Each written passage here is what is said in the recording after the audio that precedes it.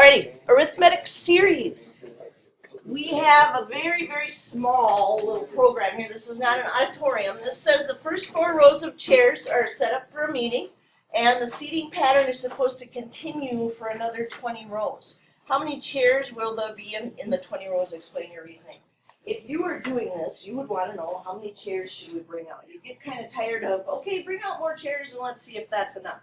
You want to know how many need to be out there so that you can just get them all set up. You know, bring them all out, set them all up. It would be the most efficient way to do it. So we could just line them all up and say there's 4, there's 5, there's 6, there's 7, but that's kind of silly. You want a shortcut, a way to figure that out as we're going to 20 rows. And so that's what we're going to learn to do in this section. And like I said, the good news is math's been around for a long time, and there are a lot of formulas that have been derived because of that. So the sum of the terms of a series. Sum means add them all up. How many do you have? I can think of another instance that, you know, a lot of books will talk about. You get a job, a summer job, as the produce department helper, you know, a Cub or a grocery store. And your boss comes out and says, doing this new thing for displays, we want you to make this pyramid of oranges. So you got to take all the oranges and you got to line them up, and then you got to put another row on and another row on until you get a big pyramid in the middle. So you grab a couple of boxes of oranges and you cart it out to the front and you start making your pyramid, and you go to the back and you get more oranges and you come back and the oranges you put out there are gone because customers took. Like, I'm never going to finish this job. People are buying the oranges. Do you know what I need to do? I need to figure out how many oranges I have to have right away so I can get it all set up, and then I'll have it done. So you figure out how many by looking at the sum of all of the different layers that you have for your pyramid.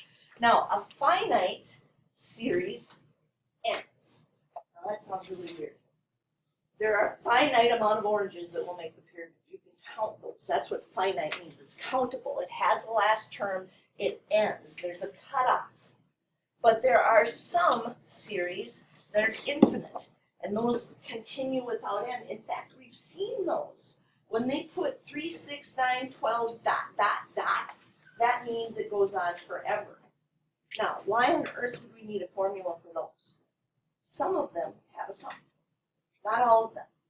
If we have the series 3, 6, 9, 12, ...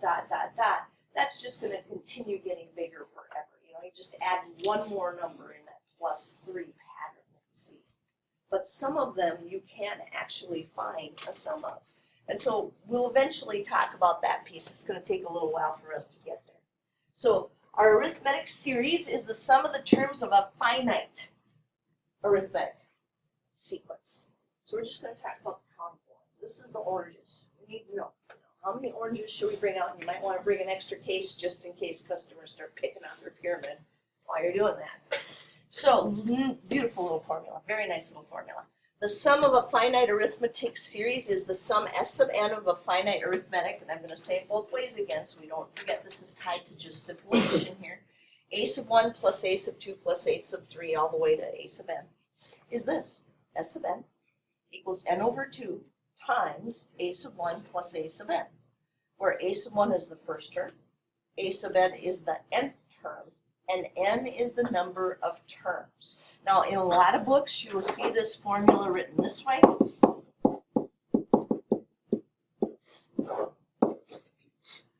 Obviously, it does the same thing, you know.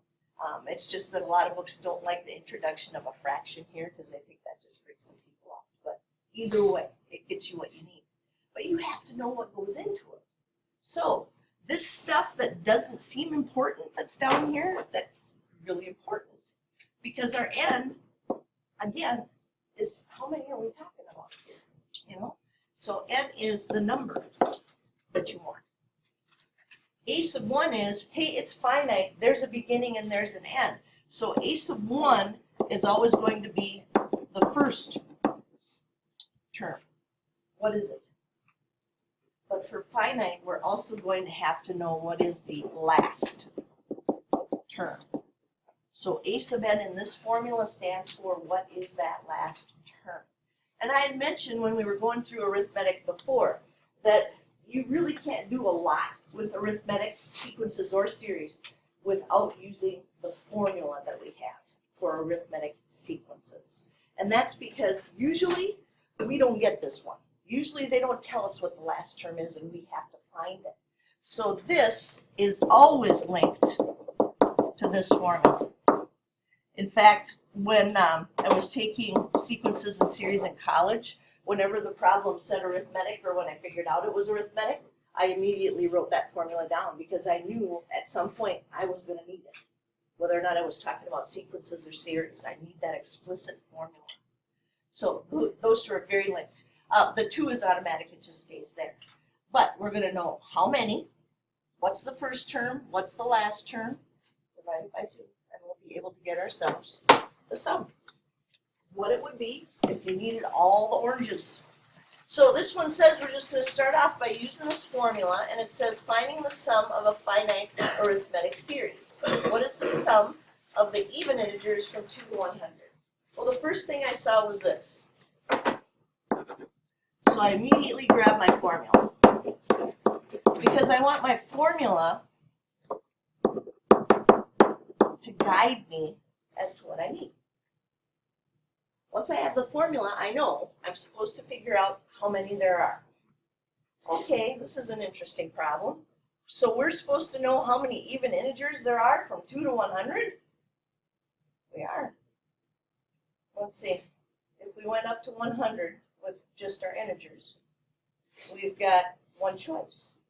They're either even or they're odd. So half of them have to be even and half of them have to be odd. So how many would be even? 50. So we're finding the sum of 50 of these.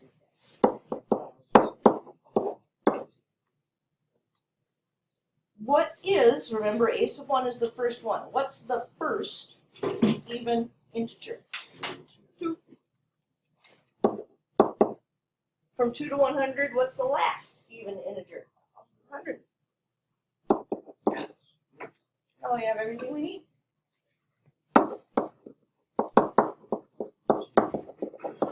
So we just punch in 25 times 102. Go ahead and do that, please. What you getting?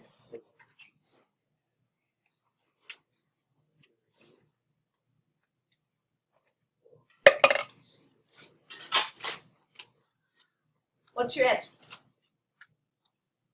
2,550. Thank you, Joe.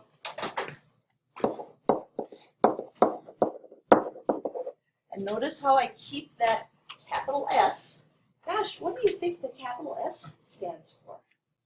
Sum. Sum. You know, we're finding the sum of the first 50. That's what series do. They're sums. And like it says, you have to think for a second, oh my gosh, how am I supposed to know that? Am I going to sit here and go 2, 4, 6, 8, 10 and count them up? No. No, you think through it. How many would there be? So here it says, what about this one? What is the sum of the finite, 2 things I'm latching on to? Sum, arithmetic. Because it's not just the sum of arithmetic that we're going to study. We're also going to study the sum of geometric. So we want to know, and then formula. And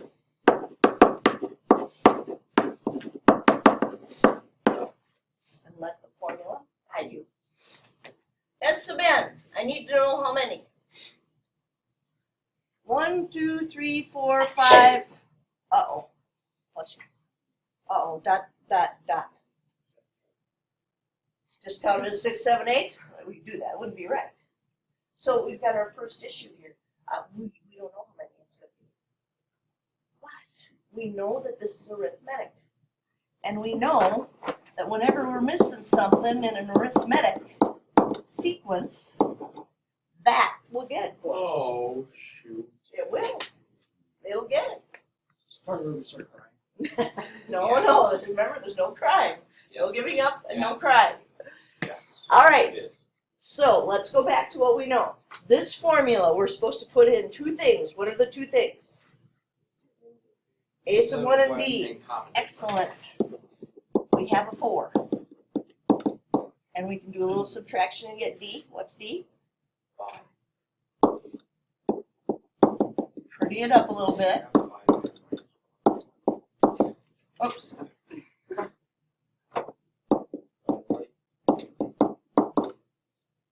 All right. We need that little stinking N. Something linking that 99 to that for. Oh, can't we put that 99 into that formula? Where would it go? Isn't this what's supposed to come out of here?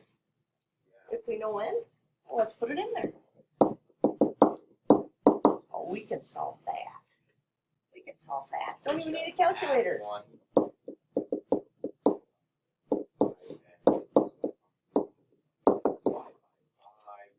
We have our N.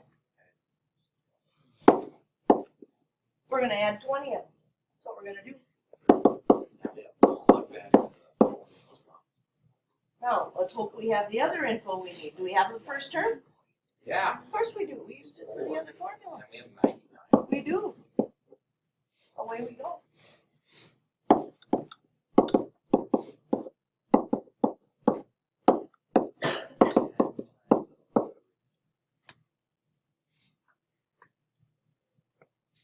You see how we had to use the other formula? Yeah, and usually that's what happens. The first one they gave us, that's kind of special. We don't run into that a whole lot. You know, a lot of the times we have to use that arithmetic sequence formula Got it way different from the because we weren't able to tell how many terms we were going to have.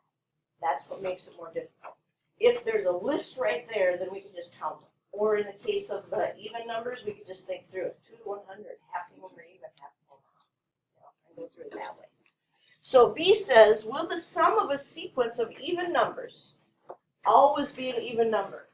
Oh, that's interesting. Let's see. Let's write one down. Just a basic one.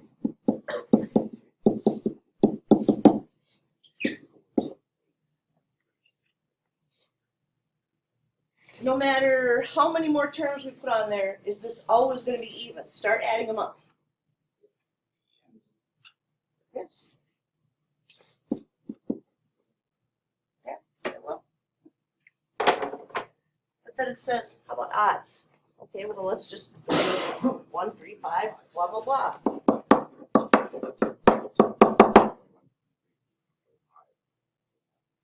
Always odd? Depends on where you stop, doesn't it? Because if we said we only want the first 2 terms, oh, even, oh, add one more. Now it's odd. Oh. So no matter how many evens we have, even numbers added to even numbers always give you even numbers. But with odds, that doesn't happen. It's kind of in every other position. So it's where you stop that matters. Not with evens. Evens plus evens gets you evens. Thinking problem. Oh, boy. Problem 2. Using the sum of a finite arithmetic series. A company pays a $10,000 bonus to salespeople at the end of their first 50 weeks if they make 10 sales in their first week, and then improve their sales numbers by 2 each week thereafter. One salesperson qualified for the bonus with the minimum possible number of sales. How many sales did the salesperson make in week 50? And then how many did they make in all 50 weeks? Well, let's stick with the first part. How many sales did they make in week 50? That's not a sum. That's just this 1 week. That's arithmetic or arithmetic sequence. That's this one. That's that formula right there. So we need to figure out, what did they start with? Well, how many sales did they have to make in the first week? 10. Did they say how much it has to go up by? 2.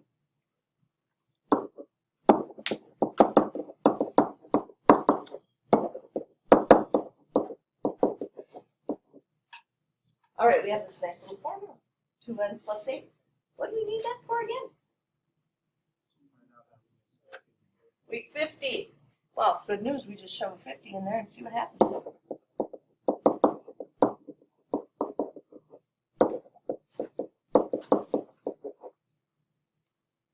that actually is a really big help for what we're going to do next.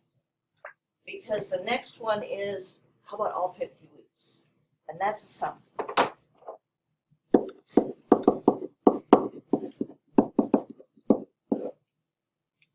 And that just gave us a big chunk of information that we needed. So we know we're supposed to figure out 50 weeks.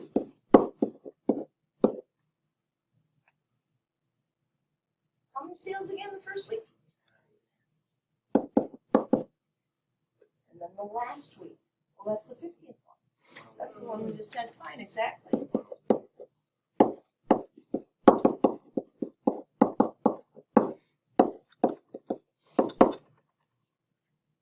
I think they're making a lot of sales. Go ahead and do the math on that. What sales? 2,950. Lots of sales. It's a lot of sales. A lot of sales. So that's why they're getting a bonus.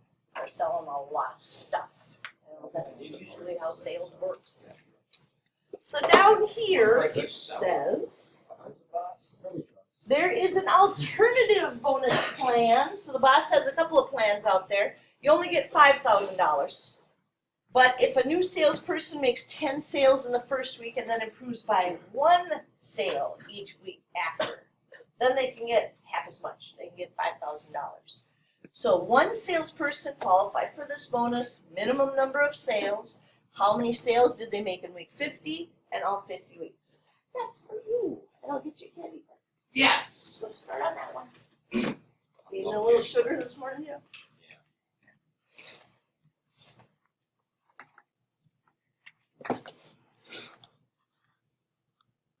This job.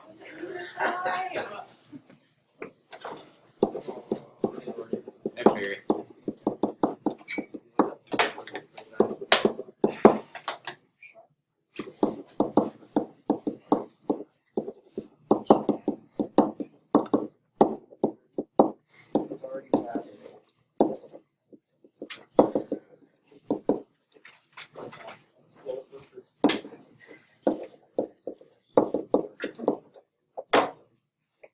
Looked like everybody has gotten at least there, but I want to give a couple of time to keep going.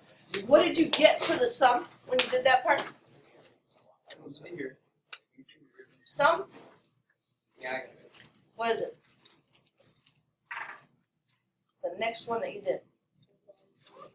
1,725. But this was huge, right?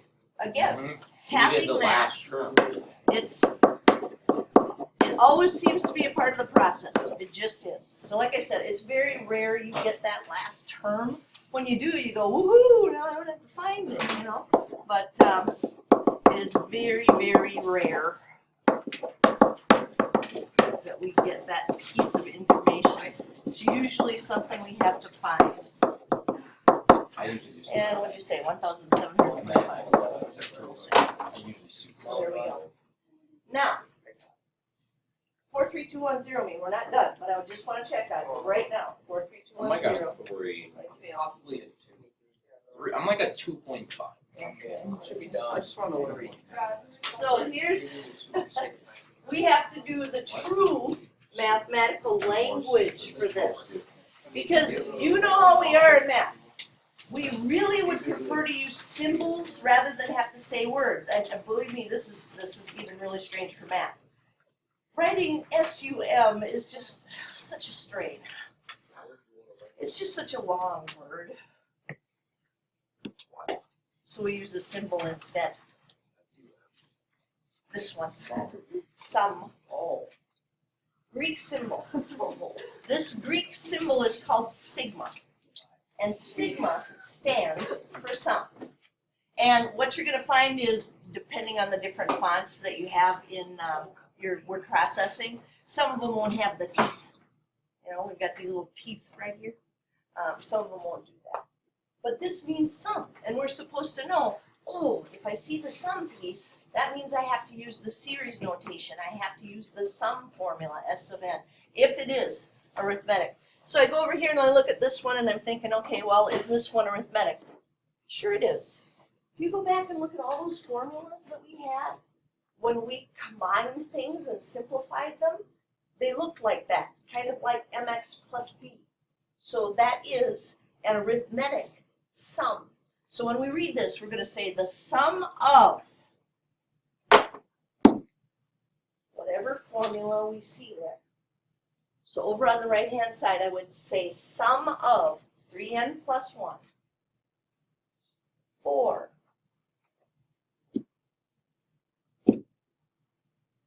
1 to 5. So this is my lower limit. For us, typically, we're going to start with the first term. So if you want to add the first term to the 50th term, you put a 50 up here for the upper limit. Here it's just find the sum of 3n plus 1 for the terms 1 through 5 is what we would be looking for. So this means we're summing up those first 5 terms of the arithmetic sequence given by the formula a sub n equals 3n plus 1. But we have to recognize two things, two big things. Sum. Okay, sum formula. I need a sum formula. But for what type of sequence? Oh, look at that, the mx plus b. That's going to be my arithmetic sequence because that's what they all look like. And then we'll know, well, now I can just use s sub n equals n over 2 times a sub 1 plus a sub n. But we have to put all that together. So it's an analyze step where you go, okay, what's that thing mean again? That thing means sum. And it means the sum of this stuff. Oh, good, that's arithmetic. I know how to do that. From 1 to 5, terms 1 to 5. So for an infinite series, summation notation shows infinity at the top. And I don't put teeth on my sequence. You could. To find the number of terms in a series written in the sigma form, subtract the lower limit from the upper limit and add 1. That always messes with people.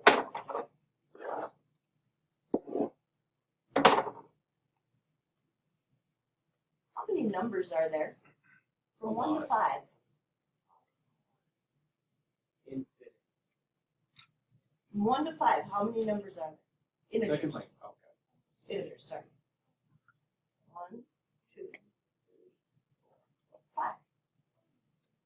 What's 5 minus 1? 4. Uh-oh. That's why we have to do that process. We have to take the top number minus the bottom number, but then we have to add 1 because you're missing the first term.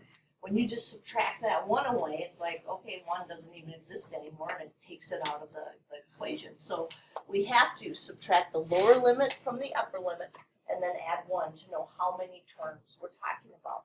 So up here with our little 5 minus 1, 5 minus 1 is 4. We know that's not right. You know, you do it on your hand. You know it's not right. So we add 1 more, and that gives us 5 terms. So if anybody forgets anything, that's usually it. This says, what is the summation notation for this series? Okay, summation notation. I need this, the sum of. And right away I realize I have to have a formula. Good news. We know how to do that.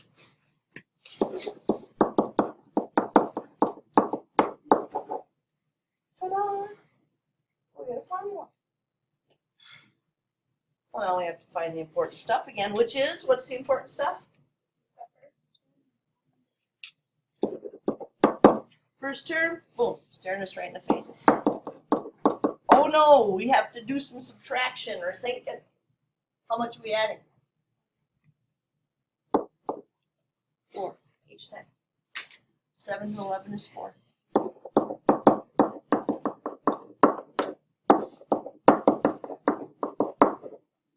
There's our formula. We just don't put the a sub n thing on there. We just take the 4n plus 3 and we put it right in front.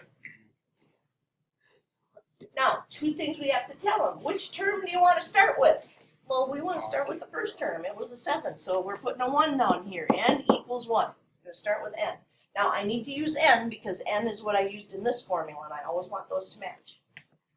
But I also have to tell them which term 207 is going to be. And this had that dot, dot, dot in there. How are we gonna figure that out? Exactly. It's either 50 or 51.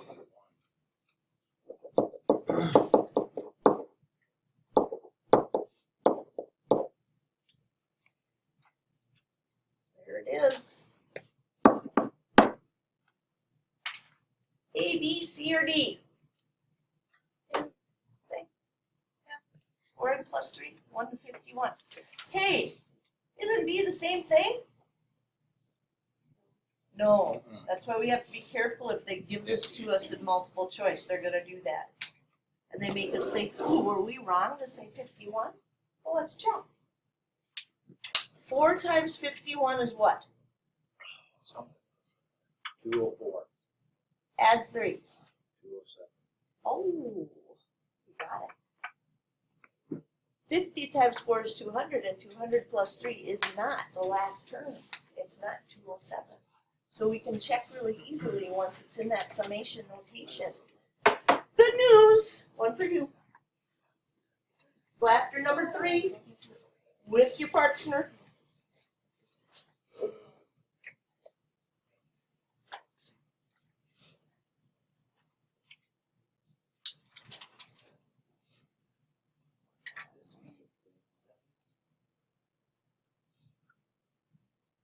Oh, you can do both of them. You can do A and B. I know you guys can. You're super sharp, like my little golf pencils. I hope so.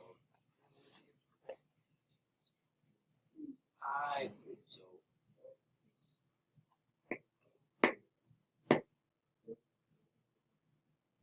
Don't leave your partner in the dust. Check on them. If they look like they're stalled, talk them through it.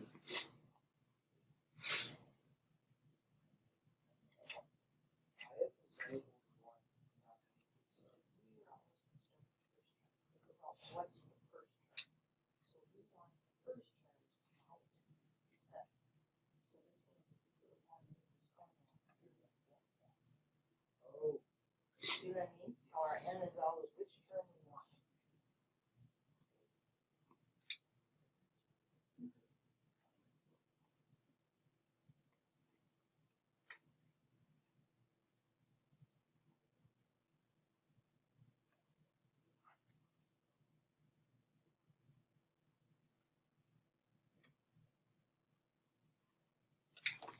Stop after A and check in with your partner. See if they're getting the same thing you are. Did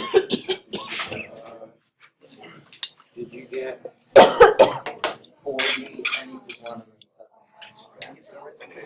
40. Oh, yeah. I don't know why I paid it to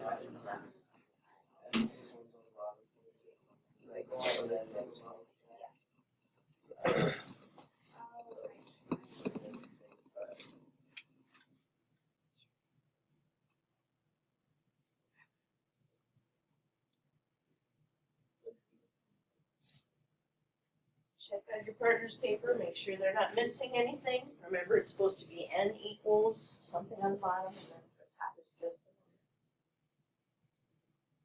As picky as I would be if I were reading on this.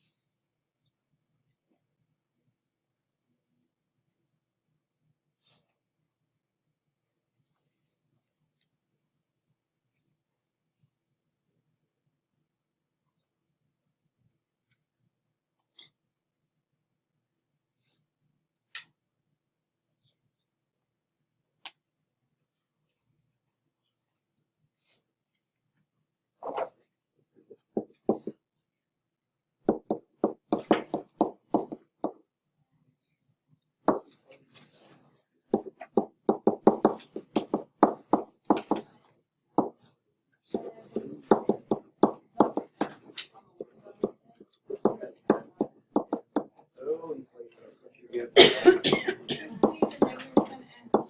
So 260. Whoa, we got.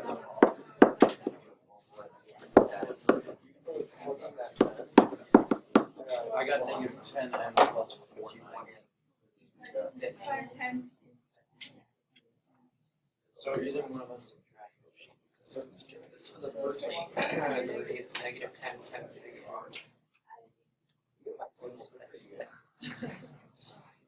No, what's that?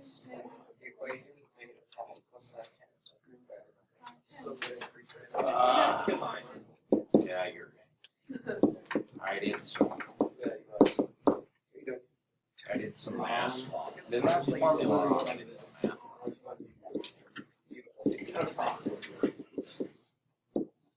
Turn your whole paper sideways to sign it.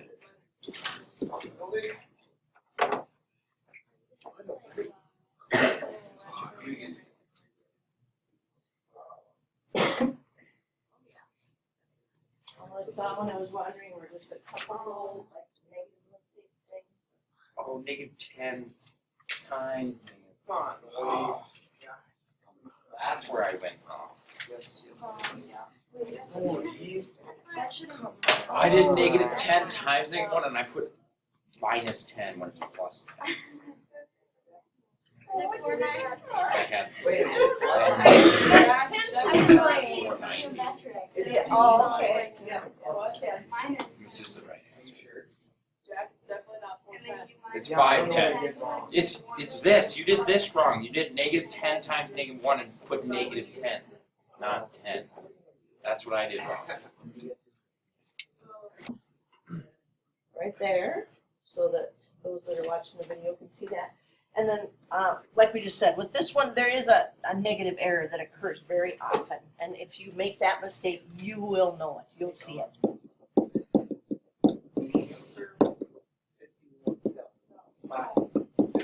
It's 50, and then any. I was thinking 502.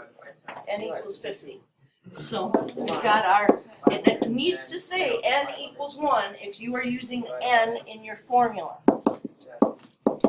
which we always will, because that's our standard formula that we use when we are writing our arithmetic sequences. And then up to the top, we knew 50 of them. Oh my God. 50 of them. So we got it. Now, I know the sigma's a little weird, but 4, 3, 2, 1, well, I hope not 0, but 4, 3, 2, 1, 0. What we just did was sigma. Once we've gone through it. I got 2.5. Okay, so about a 2.5. That's good that you did I that think I'm right. a 4. I confuse so. All right. So, You're a you point. did a great job. I mean, just a few people had that negative mistake. You did a fantastic job. We just have to keep our heads about us and realize, okay, we got this new Greek symbol to learn, but it's not new stuff. You know, it's just not. And great thing to do, Joe had mentioned this, you put in your 50 into here, and if you don't get 10, you know you messed up somewhere. You know, that's where it's supposed to go. You're supposed to be able to put 50 in there for the 50th term and get 10. Well, you are doing very, very well. Very, very well. And that's where we're going to stop, is at very, very well. So you can thank your candy partner. Thank you. And on back to your stuff. Gracias, thank you. Just said it 4 different things. Shay Shay.